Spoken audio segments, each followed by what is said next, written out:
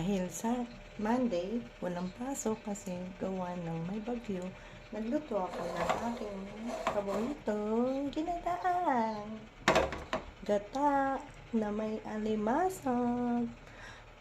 Stay home lang po tayong lahat kasi po may bagyo at baha.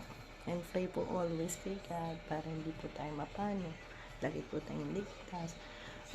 Maghapon matutulog, kain, sarap, buhay muna. Tomorrow, work naman po.